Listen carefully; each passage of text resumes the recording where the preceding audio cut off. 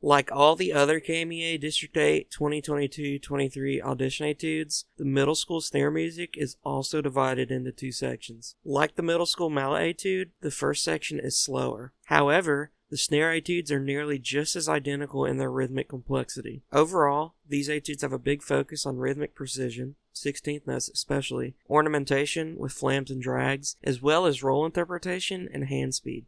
Etude 1 begins at a mezzo piano dynamic level. Looking through, we can realize the entire etude has an overall dynamic growth into the forte dynamic marked in the very last measure. As dynamics are always relative to the piece being performed, we just need to make sure that we start at an appropriate dynamic level to let that growth happen. We also need to start in a way that sounds full and characteristic to the instrument.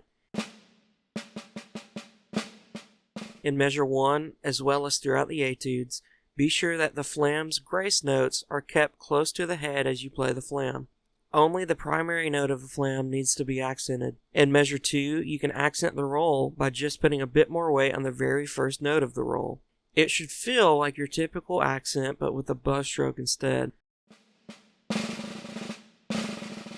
Additionally, these rolls can either be thought of as using a 16th note or sixtuplet based skeleton. At this slow tempo, moving the hands a bit faster through the rolls may smooth out the texture a bit more, but will require precise execution to not stray out of time. Whichever way you choose, be sure not to accent the release of the rolls. In measure 4, the drag should feel the same as the flams before, but just with 2 grace notes instead. Keep these low, but try and make sure that we hear both grace notes as you play them.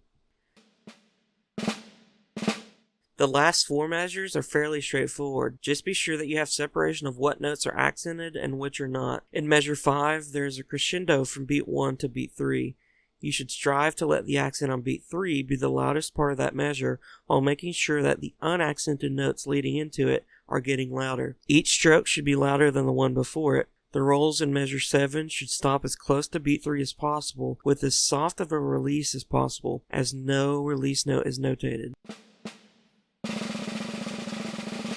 Finally, just as before, measure 8 and 9 should grow dynamically with a triplet in measure 9 leading nicely into the roll. As with the mallet etude, let the last roll exceed 2 beats and make sure the fermata indicated actually comes across.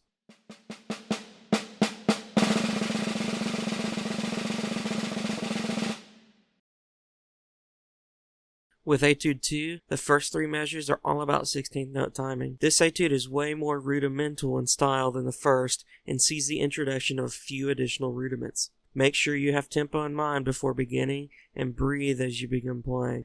The first 2 notes will determine your tempo, so make sure you are as relaxed as possible and begin with a full, big, forte dynamic sound. In measure 2, beats 2 and 3 are notated as paradiddles. Regardless of sticking, you should always strive to make the rhythm accurate first. If you hear yourself speed up or slow down the rhythm when you play paradiddles, try taking them out of context and practice doing them with a metronome at a slower tempo until they become more comfortable. You may also hear that your right hand and left hand sound different as you play the paradiddle.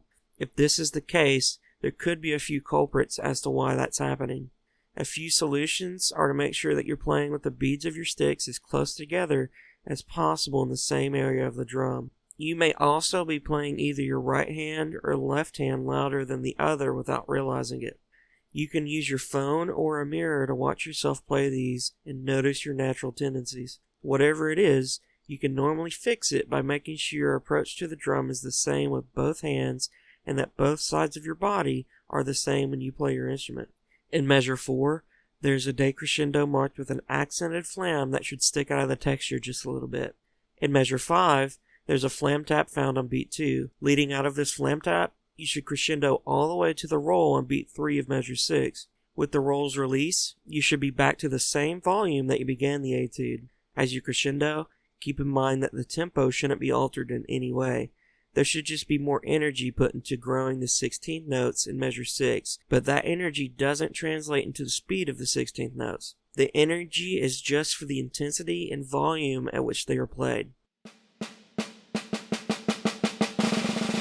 Measure 7 should be bold and a declaration of the forte dynamic level. Let it stay nice and big as you approach the last measure. In the last measure, the first note is accented, so make sure it sounds louder than the notes surrounding it.